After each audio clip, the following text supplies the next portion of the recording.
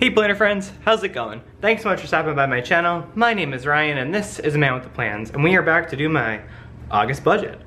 And I can't believe it, the summer has flown by, but also, as you can see when we get into the actual numbers later on, we are getting so close to a really big milestone for me. And I can't wait to talk to you guys about it. I first of all want to say that this kit is actually from JTCreations. I want to thank them for sending it to me. I really do appreciate it. However, it was their June kit and they sent me two. And so the dad plaid one I did, let's see, this guy. I used this one for the transaction log, and then this is the budget.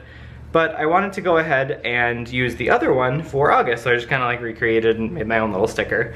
But as you can see here, we'll do the income, the fixed expenses, the variable expenses, talk about my debt tracker and my sinking funds, and then we will plan some goals. So let's go ahead and dive in. I figured I would save you the time from having to go ahead and watch me struggle to place down some larger stickers, since we know that I have a bit of an issue when it comes to putting stickers down. So let's zoom you guys in and we'll kind of go ahead and move through and talk through all these things. So for those of you that have never been here before, welcome. My name is Ryan. I am a single adult living in Minneapolis, Minnesota on one income. I have a full-time job, then I also have a part-time job, as well as some other revenue streams, and then my parents actually transfer part of my student loan payment every month over to me as an agreement we made for when I went to public school. So that explains sort of the four main categories here. I split up my paychecks. They used to vary pretty differently. There was always like a little bit extra in one and less in the other, but I will say lately that I think they're now all pretty much the same. So they're at $1,862 each. So 1,862 for both. And I'm not sure, we have this like vacation payout option and I signed up for it. I'm not sure when it happens, but if it does hit this month, that'll be fun and I'm looking forward to using that towards some of my goals. And then the other thing with my side hustle is that I estimate $600 in income from that. That also is for me taking tax out of it because I am an independent contractor. I want to save some time for that. I'm a part-time project manager working 10 to 15 hours per week for a friend of mine from high school for their online business. I'll leave a link to Team Hey Jen Casey down below. Actually, we're going to be looking for a social media manager part-time, so if you're curious and you want to come work with us, I will leave the link down below when it is posted, so you can go ahead and check that out if you're curious. And then the last bit of income I usually get every month is my parents, so it's $300. My total payment for both of my loans, I had one student loan that I paid off early in November, and then I also had a larger student loan that I'm still working on. The half of the payment was, it was $600 for minimums, and so half of that my parents agreed to pay for, so that's why I get $300 from them every month, which is super nice and I appreciate it. So if you add all those up, our total income expected for the month of August is $4,624. So one thing I will just say is that you're probably like, Ryan, your channel's monetized, there's ads here. Why don't you include that in your income? And the answer is simple, is that any dollar amount that I get from YouTube or any of the other sort of accoutrements that come with it, I really want to invest back into this channel, whether it's saving up for a new camera or paying for my website or something like that. I want to make sure that that money is being brought back in for this. And so at some point, if I'm at a place where there is leftover income, then sure, I can put it towards my financial goals. But until that point, I'm really staying hyper-focused on keeping that separate. So that answers that question. That's our budgeted income for the month of August. Let's go ahead and move on to the fixed expenses. Now I love that on this kit, the fixed expenses sort of never change, right? So these are the expenses that aren't ever really gonna stray unless something different happens. And so I love that they give you that option, because to me it just makes budgeting that much more simple. These are the ones that you never really have to worry about changing, and then these ones are the ones that kind of fluctuate up and down, and then these extra columns, because as you can see here, you have the budgeted, the actual, and then you also have the plus or minus the difference, which I absolutely love. So let's go ahead and dive in here. My rent is $14.87 currently, and I just I'm starting the lease renewal process, and I can guarantee you that come October when my lease changes over, there will definitely be an increase, so that's something that I need to keep an eye for and budget for and start to prepare. So that's something that I might actually bump up for September just to get acclimated and save a little bit of money aside for any overages there. The next thing here is my internet, which is CenturyLink, which to be honest has been giving me quite a bit of problems lately. And I'm not sure if it's like my computer, but I've had some serious like lag spike issues when I've been doing video conferencing and such, so it's something I'm gonna look into because I was thinking about upgrading it, but I'm wondering if it was just the service delivery at this point. I don't know, I have to do some research. And then the next thing here are my sinking funds, which I currently have set at $180. If you want to see my video for how I set up my sinking funds, I'll leave that linked up here for you to go ahead and take a look at. My sinking funds are actually in a Capital One 360 account. The nice thing about that is you can kind of like break them out into separate chunks for each sinking fund. I know I have stuff like travel, I have a medical one, I have a car tabs one, which is I actually just used last month for July to renew them. But actually down below I have a link where if you go ahead, you can sign up for your own set of sinking funds. It's obviously free to set up that checking account, and they have a debit card for you. So when I went to buy my car tabs online, I just used the debit card info, and it like never even hit my regular checking account, which is kind of nice. So just something if you're curious. The next thing here are my car minimum. So my normal minimum payment is mapped out until I believe it's 2023 or something like that, some ridiculously long time for my car payment, and that's $347 a month. But I decided that when I got to this point in the baby steps for my car that I was going to make the minimum payment $600, so just shy of 2 full payments every month. And then also anything left over or extra from my paychecks or any other income that I earned is going straight towards that, which has been super fun. I actually might do a payoff of how much I saved in interest and stuff over the life of the loan based on the fact that the Dave Ramsey plan has helped me accelerate that. Something to think about. It's one of those things that I think will make me be really happy with how much money I saved, because I have to tell you, sometimes the Dave Ramsey plan, it does work, but also it can be tough going through those moments. But you know what, it really is worth it in the end, and I feel like those types of videos are helpful. So I might actually make that for you, even if it's just for me for motivation. And then the last thing here is my student loan minimum, which is $461.35. I'm on that graduated plan that kind of like spikes every 12 to 18 months. So we're on, I think, our second spike. So we'll see what happens for that. But we're closing in where that'll be the last loan. So I really hope that we won't have to wait that long. The last thing here is the total for my fixed expenses, which is $2,793.30. So that's the lion's share of my expenses for the month. Obviously my rent is the biggest, but my car minimum is the second largest that takes up that, which is going to be so nice for that to be gone at some point soon and roll that down into my student loans, because like $1,000 student loan payment every month, watch out, Great Lakes, I'm coming to give you my money. Which is so sad, but you know what? We're getting there. So then we move on to variable expenses, and these obviously fluctuate based on your lifestyle that month. Last month I went to New York, and so I had a New York trip, one there, which will be, you know, something to see if I stuck to budget on that one, because I always feel like I'm over when I do that. But for gas this month, I'm estimating $70. My car is pretty good on 2 fill-ups, and right now it's around $32.50 for a full tank of gas. So I'm just estimating 2. We'll kind of see what happens. Groceries, I'm putting back at $250. Somebody asked me how I eat on $250 a month. Honestly, I buy most of my groceries at Aldi. I feel like the value is really there, and the prices are so much better than at some of the other grocery stores here in Minnesota. I feel like there's a lot of things that are really, really expensive, and I can generally get about 80% of what I need to meal prep every single week at Aldi, and then I supplement with Trader Joe's or Cub Foods if I need something specific. Like, there's one place that has the seasoning packet I use for one recipe, so I'll just go there. That's generally how I try to do it. Sometimes it can be hard, but also at this point I have kind of a stocked freezer full of all sorts of random things. When I go to Aldi, if I have a little bit left over in my grocery budget, I'll throw in a couple extra packs of frozen vegetables, or my new favorite thing, which is the riced cauliflower.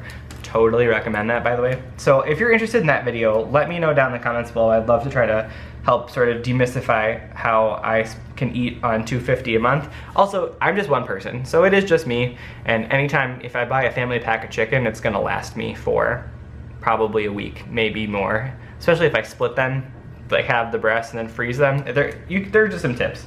Anyway, moving on. Restaurant is $100. That includes like if there's a happy hour, although the month of August I'm trying not to drink at all. I'm not gonna drink until my marathon is over and done with that I'm training for. If you wanna see my health and fitness stuff, I will leave a link to how I'm using a planner for that, which is yet another Erin Condren, which is the same thing as this planner. This is our Deluxe Monthly. The next thing I'll do is personal. This includes like haircut, skincare, all sorts of other stuff, and I have that set at $200. That feels a little high, but I do also think that I need a new pair of running shoes, so that's gonna be something that I'm gonna spend out of my personal money, so actually, I might need more money than that, to be honest. The next thing is YouTube, which is $75. This is so I can buy kits like this, or pay for things like my my online sort of photo editor or those types of things. All those expenses add up, and so I just kind of use any revenue from my channel and go ahead and do that and move it over, but that can fluctuate. The last thing here is my Excel energy bill. It's $75 is what I'm anticipating. It's hot, and I try really hard to minimize how long I leave the air on, but when you're working from home, you know, you do want to keep the air comfortable so you can work, and so I'm recognizing that that's an added expense that I didn't think about when I, you know, started working from home more. And the last thing is my utility management services, which is like water, trash, sewer, and that's $45. So when I add up my total expenses here, taking this number plus all of these added together, that number is $3,608.30. Right? Is that correct? Something like that, yeah. And so if we take this number here, which is $4,624, which is my total income, and we subtract my total expenses, what I tentatively should have left over is $1,015.70, which is pretty amazing because if you think about it, my car minimum payment is factored in up here, so I, in theory, could be putting $1,600 towards my car payment. That's pretty amazing, especially considering when we flip over to the other side, there's gonna be a lot of room that we can have to move with this. So for me to have all of my bills paid with an extra $1,000 to put towards my sort of snowball debt, like that's amazing. And that's the power of the snowball, because the thing here is there were a ton of other debts when I started this journey. If you want, I'll leave a Q2 debt snowball update. I had like 7 things on there, and now I only have 2 left. And so just the continuous like roll over, roll over, roll over. It's really gotten to a point now where like there's some serious power behind that payment every month. It's pretty cool to see. It took a while, but it's pretty cool. So I think we'll move on to the debt tracker itself. And so as you can see here, I love that this little add-on exists for these kits from JTCreations. And it says starting balance, minimum payment, extra payment, ending balance, and comment. And so all I have left is my car and my student loan. And this is where things are really exciting. I'm filming this on the Saturday the 27th, so there is some time. I get paid one more time in the month of July from my side hustle, which means that this balance might actually be less when I go to do this. But as of right now, the balance on my car, this is so exciting, I'm freaking out a little bit, you guys, is $640.16. That's nuts. We dropped a digit, right? So we were just over $1,000. I think like 1,600 bucks back in, actually, let's go ahead and check. I'm curious now. We're doing a time travel. What did I say for my July budget? We were at $1,981.60, and we're now sitting at $640. We're gonna finish this month. My car will be paid off like 4 years early. It's really exciting. I'm getting like all emotional about it because it's kind of overwhelming.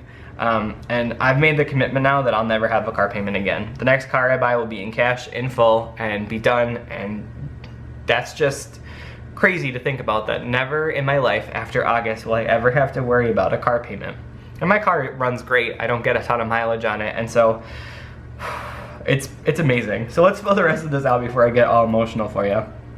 So my minimum payment is $600. And I guess we can fill this out to begin with, right? So $600. The extra payment is obviously, it might be higher than that because interest accrues on a daily basis, so I'll leave it blank for now. But yeah, my car is done in August. I stuck to it, and I made the commitment at the beginning of the summer that, yeah, I think I'm gonna have this done by August, and there it is. It's staring me in the face. I have $1,000 left over, and obviously 40 of that will go towards clearing my car. So you know, that's just super, super duper cool. And I'm super happy to have that debt gone. And like, talk about cool things for my net worth. Anything that car, I know it's depreciating because it's a car, but it's mine and I own it free and clear, and it's all a positive asset now, which is pretty stinking cool. So I can't wait to pay that off, and we'll have a whole video talking about how I paid my car off, and we'll do all that good stuff. So really, really exciting stuff. And then that means that I can focus my attention on my last debt, which is something I never thought I'd be able to tell you guys, to be really quite honest with you. I thought I'd just kind of be, you know, throwing money at Great Lakes borrowers for the rest of my life. But so my starting balance on my final student loan is $24,996.39. So we're under 25 grand. Again, this thing started as like a monster at like 40, and so we're just whittling away at it, and it's been waiting its turn to get the snowball, and so it's going to. So the minimum payment is $461.35. And then the extra payment is going to be anything that I didn't need to clear my car, right? Like, I'm just sorry, guys. I'm in awe of that. It's now my student loan's turn for the snowball. Like, it's within reach. I can see the finish line for baby step 2, and it's an emotional one. Yeah, so I think, you know, this is going to be a cool month for me to watch the transition and flip, and then moving forward, I'll only have one debt. So this tracker section is getting smaller and smaller and smaller. So I don't know. I'm really excited. I think this is something that's truly, truly, truly nifty. So what I'm going to do really quickly, because I forgot to do it earlier, is I'm going to add these two up and give you my current. So my current starting balance as of July 27th is going to be $25,636.55. Now, obviously, interest accrues on a daily basis, and so this number might change when August comes, but I always try to use that as a starting point. I'd rather be higher than lower, right? So, and then obviously my minimum payment is $1,061.35, which is crazy to think that all of that soon will be going towards my student loan every month. Oh man. Craziness, absolute craziness. It's nuts. I'm so excited. So yeah, we're rocking and rolling here, and I'll leave the extra payment column blank, and the comment stuff we'll fill that in later on. The last thing we're gonna need to do is, well, second to last thing, because we've got goals at the bottom, is check on my sinking funds. As I mentioned, Capital One 360, I'm a big fan of it. It's been something I've used for quite a while now, and I'm just pulling out the Capital One 360 balance here. As much as people say like, oh, you should totally break all of your sinking funds up into individual funds, I don't tend to do that. I don't know why. I just leave the general number there. And so currently my starting balance here is $846.57. And then what I'll do throughout the month is I'll be adding at least $180 in there. If I use my sinking funds for anything, that will count as a subtraction, and then like basic math, balance, pluses, minuses, you get your ending balance. I kind of like the setup better. I know that there's a way that you can add the bar here, similar to up top with the debt one, but just not something to really worry about. And then so for my goals for the month, I think the first one is obviously pretty self-explanatory. Pay off your car. It's done. I'm gonna go get my car detailed, I think, or like just go clean it out, get it washed, and feel all nice, because I feel like just driving it would be so much more satisfying knowing that like I own it free and clear. I don't know, I'm nerding out right now, and I appreciate you guys bearing with me on that. But that's goal number one, pay off your car. The second one for me is, my second goal is to revise my sinking funds. I'm gonna be adding my own car insurance. My parents were gracious enough to include me in a family plan, but moving forward, I'm gonna take care of that, and it's something that I'm trying to get better at. So I think I'll set up a quarterly payment schedule, so that means that my sinking funds will change, which I can certainly film another video for you guys that's up to date. But adding some additional money to my sinking funds, yeah, it'll slow down my snowball payoff, but at the same time, I still feel like having that as the best way to take care of expenses that come up on an ongoing basis is the best way to do it. And then the last thing I want to do is to stay under in grocery and restaurant.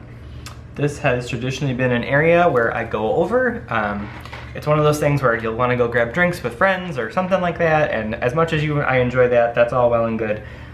It's something that I need to be responsible for and own and not participate in going over. So whether it's having friends over for dinner more or something like that, I need to buckle down and really move on that, because me getting rid of my student loan is more important than having a couple of drinks at a bar, as nice as it is, right? Don't get me wrong. But being able to do that faster and sooner, and hell, paying for the tab someday. So I think we're all set here. Open this whole back up and take a look. I'm really excited for this budget. As you can see, I think this is gonna be my favorite part when I can tell you guys that that's all said and done. Part of me just wants to like pull from something and pay it all off, but I know that that's not the way to do it. We're gonna go ahead and let the month of August roll, and I can guarantee you that you'll be seeing more financial videos from me in the future. That's gonna wrap up this video. If you did like this video, go ahead and give it a thumbs up. I greatly appreciate it, and it does help the channel out. If you haven't yet subscribed to my channel and you've watched this entire video all about my budgets and me nerding out about my debt snowball, great job, congratulations, you rock. However, I would highly encourage you to hit that red subscribe button so you can see all of my content right in your YouTube feed as soon as it's published. I make new videos every Monday and every Thursday. Thursday generally is dedicated to all things personal finance. If you have any suggestions for content you'd like to see from me, go ahead and leave it in the comment box down below. I try to respond to as many comments as I can.